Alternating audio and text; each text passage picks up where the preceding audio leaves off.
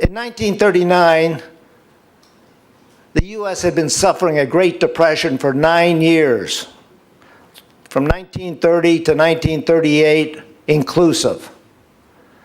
In 1939, after the by-elections of November 1938, Roosevelt shifted policy regime, a new ruling coalition. It was a dramatic shift. He said the New Deal was dead. He abolished the cartels by, again, enforcing antitrust laws. He shifted away from the pro-union policies and redistributional policies to the pro-productivity policies. Why did he do that? Well, there's a different, he was correctly worried about war and wanted the United States to be ready. He shifted away from these policies to increase wage of the political supporters above market levels. He followed John Maynard Keynes' advice and called up the businessmen, American businessmen who had fled to England. Please return, he said. We have to get ready for war. We have to get productivity and output up. In 1939 and 1940, before any jump in military expenditures in the U.S., the economy recovered. And the recovery was quite rapid over those 2 years. Employment and productivity jumped.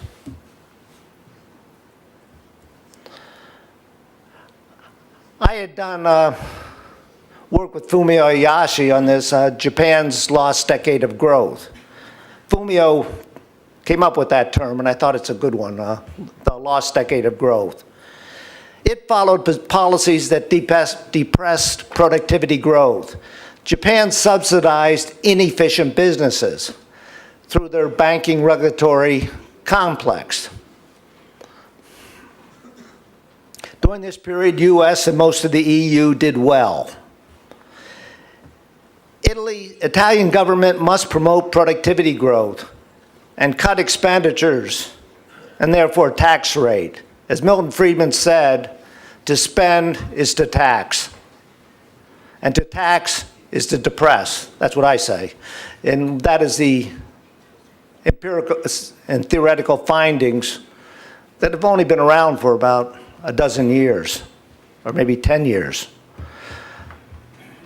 More competition will boost productivity growth. There's healthy competition in this financial asset management industry, and that's good. There are good institutions that benefit people who have to save, like all of us, for retirement. More flexible labor markets will boost productivity growth. Such reforms are not that easy to make. Last night I heard people marching down the street, banging horns and interfering with my conference call. I think there were students who were complaining about some increase in tuition, or I'm not sure exactly. Now, create a flexible labor market. This will increase productivity. Workers will move from where they are less productive to where they are more productive and move quickly. That increases output. Income equals output because income is claimed against output, and there's always a residual claimant.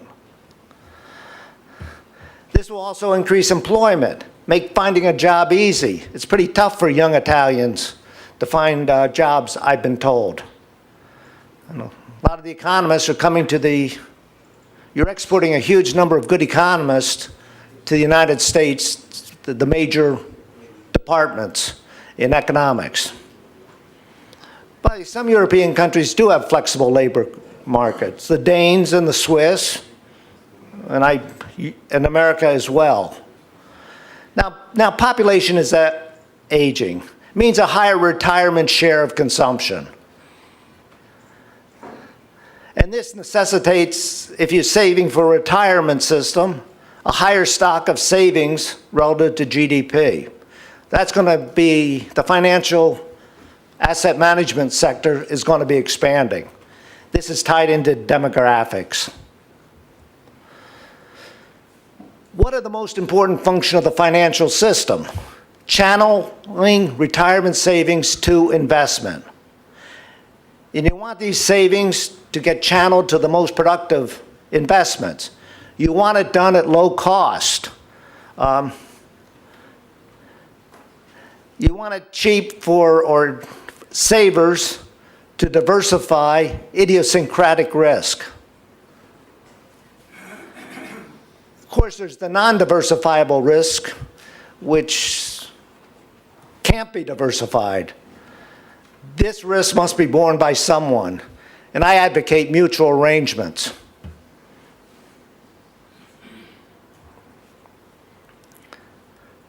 There is a shortage of good investment opportunities, given the large amount that people want to save, and given the fact that governments cannot credibly provide, or can only provide a limited amount of government debt. They will not honor it.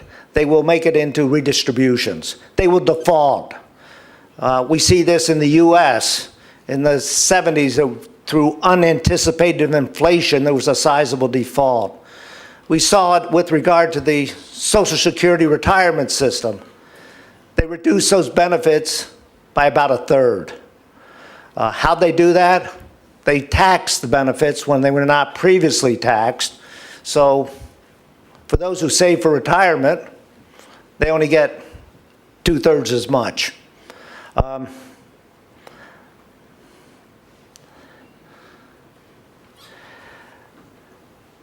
There is a solution. Get rid of capital income tax. The corporate income tax, Europe is leading the way there, where the tax rates, corporate income tax rate has fallen dramatically. In a number of Asian, just over Singapore and Taiwan, they're down to 17%. What is it in the United States? If you include the state corporate income tax, it's 40%. So there's no surprise why Americans, businesses, are investing abroad. And by the way, a lot of foreign businesses are investing in the US with direct foreign investment. I think it's all tax-driven. Not all, but important part.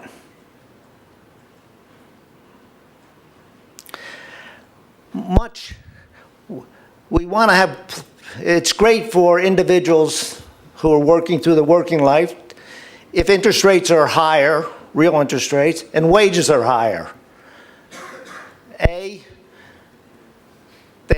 They have higher incomes because of the higher wages when they work. And because of the higher interest rates, their savings produce more consumption when they retire. It makes them better off. In getting rid of this capital income tax would increase savings opportunities dramatically.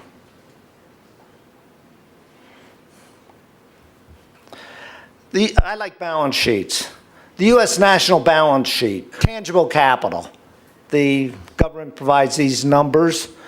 But then there's something called intangible capital. Know-how, patents, trained workforce. The market value of brand names. Even if you're a small business, you build up a clientele. You put a lot of sweat equity into your business. You pay yourself less and invest in your organization in a way that are expensed. They're not capitalized, this training of a worker or developing a new product. R&D is a big component of this.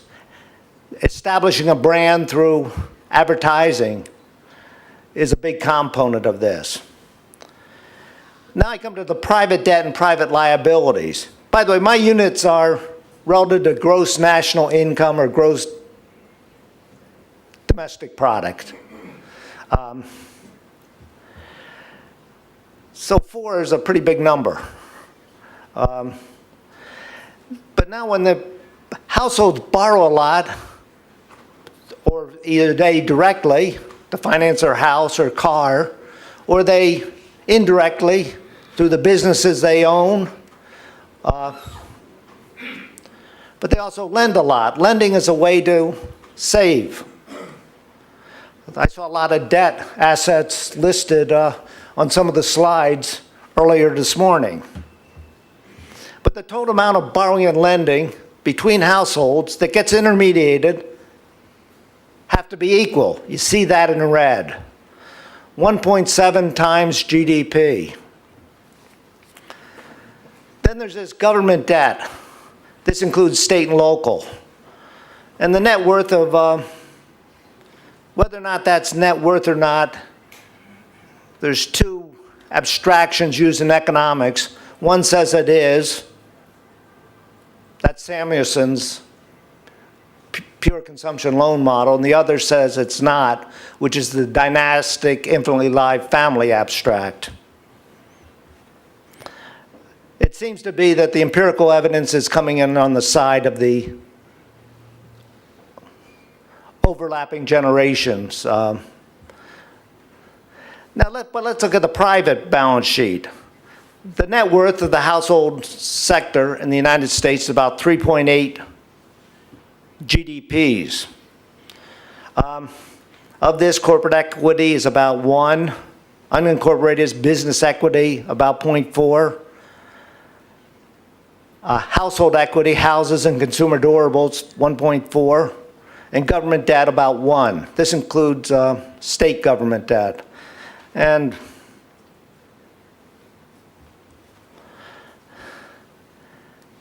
it seems that the value of the productive assets owned by the private sector is about half the total productive assets. Who owns it? Has to be the government. If you have a business and half of all your distributions to the owners is taxed away, the government is half owner. In the 60s, it was half. It has come way down, and that's why the value of the stock market relative to GNP in the US and the UK has doubled, or in the case of UK, more than doubled. It's these deferred compensation and payment of tax schemes, pension funds, for individual retirement accounts, 401ks. There's a whole alphabet of these, and they're big. They own 3/4 of the American stock market.